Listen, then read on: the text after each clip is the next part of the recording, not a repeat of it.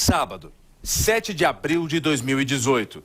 Em São Bernardo do Campo, o relógio marca 6 da manhã. 13 horas de atraso para a apresentação à Polícia Federal. O dia amanheceu com a notícia de que o ex-presidente estaria disposto a se entregar, mas só depois de celebrar uma missa em homenagem ao aniversário da ex-primeira-dama Marisa Letícia. Para o culto religioso, bandeiras, cartazes, um carro de som e uma multidão de apoiadores, sedentos por vingança. Já passa de 10h40 quando os padres e alguns líderes políticos subiram no palanque, acompanhados do próprio Lula. Era a primeira aparição dele desde quinta-feira. O que deveria ser uma celebração religiosa se tornou um palco político. Para os militantes, Lula disse estar sendo vítima de perseguição e provou mais uma vez um de seus maiores talentos, o poder da persuasão, e disse que não é mais um ser humano, mas uma ideia. Não adianta eles acharem que vão fazer com que eu pare. Eu não pararei porque eu não sou mais um ser humano. Eu sou uma ideia misturada com a ideia de vocês. 1 da tarde, 20 horas de atraso para a apresentação à Polícia Federal. Lula deixa o carro de som e é carregado pela massa de volta para o prédio. O céu está completamente aberto e o sol o arde sem dó. Não há nenhuma sombra por perto. Os ambulantes lucram alto com a venda de cerveja. A massa grita por Lula. Viva o nosso líder! Viva o presidente Lula! Olê, olê, olê, olá! Lula, Lula! 2 da tarde, nada do ex-presidente sair. Fontes de dentro do Partido dos Trabalhadores confirmam que Lula resolveu almoçar com a família antes de deixar o sindicato. Ele já está há 21 horas atrasado para se entregar para a polícia. Lula não se prende! Lula é a gente! Lula não se prende! A essa altura, nem Polícia Federal e nem Justiça se manifestam sobre o assunto. A multidão se inflama e não para de cantar nem por um minuto pedindo que o Lula não se entregue. A cada movimento, um novo tumulto. 5 da tarde e um dia inteiro se completa do prazo dado pelo juiz Sérgio Moro. 2 militantes entram no prédio carregando 2 malas com roupas e um travesseiro. Era o primeiro sinal de que o fim poderia estar perto. Meia hora depois, a suspeita se confirma. Lula tenta deixar o prédio de carro e é impedido pela multidão. Os manifestantes arrancam um portão de ferro à força e se colocam à frente do carro para impedir a passagem. Não há nenhuma condição de Lula sair. Os ânimos estão mais inflamados do que nunca.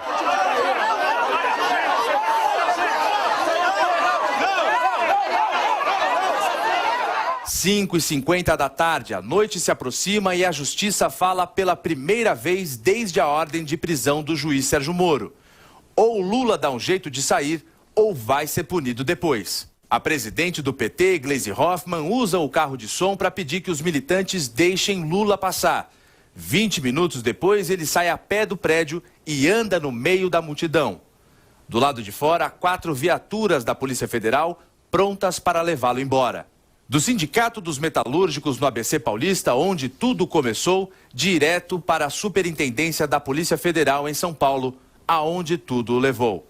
Às 8 horas da noite desse sábado, o helicóptero da polícia levantou voo, levando Luiz Inácio Lula da Silva, de ex-presidente da República, com o maior índice de aprovação de todos os tempos, para se tornar o primeiro ex-presidente preso da história desse país. Bom, nós acompanhamos tudo de perto no último sábado, essas cenas. Vera Magalhães.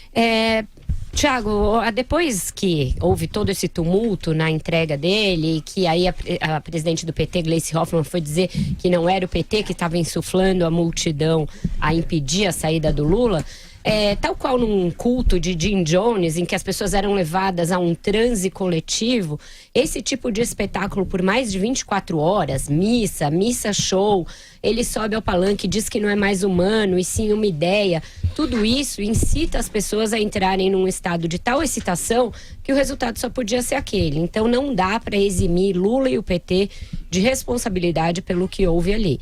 Eu acho que depois, se houver algum tipo de responsabilização e se tiver de haver algum acerto de contas na pena dele pela demora em se apresentar, isso tudo tem de ser sim levado em conta, porque isso é uma quebra da ordem de prisão. Ela dava um horário e condições para que ele se entregasse. Isso teve de ser renegociado ao longo do sábado inteiro até que finalmente ele cedesse e fosse preso.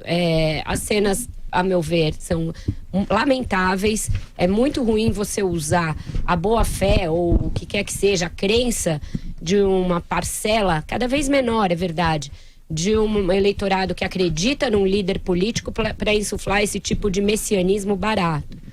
O que havia ali era um condenado por crimes comuns, bem tipificados no Código, condenado em várias instâncias, com essa condenação confirmada e reconfirmada, que demorou muito para acatar uma decisão judicial. E se aproximou muito determinadas falas do discurso a incitação ao crime, como ele falou, por exemplo, em queimar pneu e invadir propriedades. E mais grave ainda, a incitação ao ódio racial no Brasil.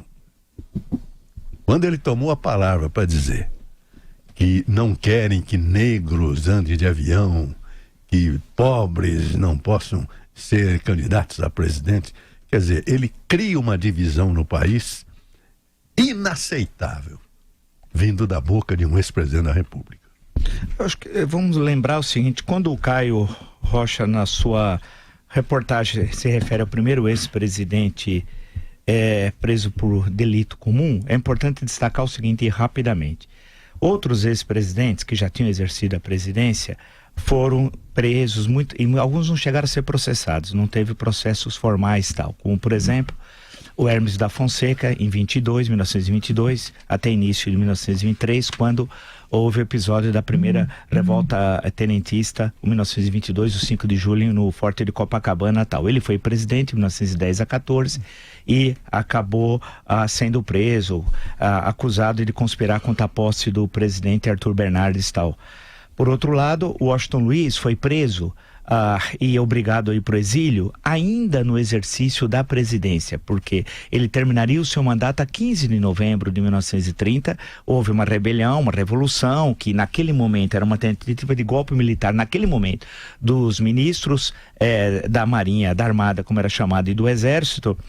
E posteriormente chega as tropas indo do Rio Grande do Sul e aí começa o governo de Getúlio Vargas a 3 de novembro. Antes disso, ele foi preso ainda no exercício do mandato e obrigado a se exilar tal. Foi o segundo, Washington Luiz. O terceiro, o Arthur Bernardes, 1932, ele é um ex-presidente, então é diferente do Washington Luiz. O Washington Luiz estava no exercício da presidência. O Arthur Bernardes, em 1932, depois ele apoiou a Revolução Constitucionalista aqui de São Paulo e foi preso em Minas Gerais, tal, já era ex-presidente. O JK também chegou a ser detido em 68 por alguns dias. O Juscelino Kubitschek presidiu o Brasil de 56 a 61. Foi uma detenção, não chegou a ter processo e depois foi colocado em liberdade. E o Jânio Quadros, que muitos esqueceram, inclusive os jornais paulistas, que ele foi confinado em Corumbá em 68 por 120 dias, isso sem ter um processo formal. Era um ex-presidente, como é sabido. O Jânio Quadros foi presidente em 1961, de janeiro a agosto. E por fim, esqueceram de que foi o Café Filho, que é uma situação anômala. O Café era e não era presidente da República. Ele era vice de Getúlio, assumiu após o suicídio, e em 55, um golpe de Estado liderado pelo Marechal Lott, contra o retorno que ele tinha saído da presidência. O Café por suposta doença ou não, isso é uma longa história que não dá para contar aqui, mas teria direito legal de voltar à presidência da República, né? E não, isso acabou não ocorrendo. E ele ficou cercado no seu apartamento na Avenida Nossa Senhora de Copacabana pelas tropas tal. Isso é importante colocar, então, a questão histórica. O caso do Lula, nesse sentido, é o único mesmo de um ex-presidente por crime comum condenado tal, em um processo. Ainda faltam 6, como é sabido tal. Por outro lado, e vindo à questão específica da ação da Polícia Federal, foi uma operação Tabajara. Foi uma absoluta, ela não planejou, nós acompanhamos para e passo tudo que estava ocorrendo, a tentativa de colocar 2 carros próximos à sede do sindicato, para dali, de carro, a princípio, de carro, ele se deslocar até aquele local, depois ele acabou fazendo aquele pequeno trajeto a pé, não houve planejamento nenhum, não é a questão de evitar confrontos com manifestantes. Isso é bobagem. Poderia ter feito isso com antecedência já na quinta-feira. E a Polícia Federal, que até agora não se manifestou oficialmente sobre o fato, ela que agiu tão bem durante a Operação Lava Jato, mas aqui em São Paulo foi a Operação Tabajara. E por fim, porque é importante destacar o nosso ouvinte fazendo uma síntese do que aconteceu entre sexta e sábado, a ausência da Polícia Militar de São Paulo. Ela abandonou a região do entorno da Rua João Basso, não havia uma viatura, um policial, e o mesmo fez no aeroporto de Congonhas. Professor, a secretária de Segurança Pública enviou uma nota aqui à Jovem Finalmente, Pan, né? dizendo o seguinte: a Polícia Militar informa que foi estabelecida uma estratégia com a Polícia Federal. A nota aqui diz onde, mas estratégia não é lugar, então não é aqui. A corporação manteve viaturas de rádio patrulhamento da Força Tática e do Batalhão de Ações Especiais de Polícia de Osasco para o policiamento ostensivo e preventivo na região e para manutenção da ordem pública à disposição da polícia. Além do policiamento ostensivo, a Secretaria disponibilizou 2 médicos legistas para a realização do exame cautelar no ex-presidente. A estratégia se mostrou acertada, porque não houve violência nem feridos e a prisão foi efetivada. Agora, o que Osasco tem a ver com essa ação, eu não sei. Isso não corresponde à verdade. Então vamos lá, vamos falar a verdade, e o secretário sabe muito bem, porque foi entrevistado por nós aqui e não sabia do que estava ocorrendo em São Paulo. O senhor Mágio desconhecia os fatos. Quando perguntado, não tinha resposta, porque não sabia o que estava ocorrendo. Não é verdade de policiamento ostensivo. Então vamos por parte. O documento, ele é inverídico, para não dizer que é mentiroso, né? Não corresponde à verdade. Não houve policiamento ostensivo, coisa alguma, nem no aeroporto de Congonhas, por exemplo, quando havia a possibilidade da Polícia Federal levá-lo. É bom lembrar que a Polícia Federal foi tão tabajara que errou o caminho da saída de São Bernardo. Errou o caminho. Eles nem sabiam como sair de São Bernardo do Campo. Mas para voltar à Polícia Militar, que é que nos interessa, e essa nota não é verdadeira, não corresponde à verdade, não havia policiamento ostensivo em São Bernardo do Campo em nenhum lugar. As imagens comprovam, todos os jornalistas que lá estiveram, inclusive o Fernando Martins na sexta e o Caio Rocha no sábado, e ninguém viu, e nós não vimos e acompanhamos para e passo. O senhor sabe, portanto, que essa nota é mentirosa.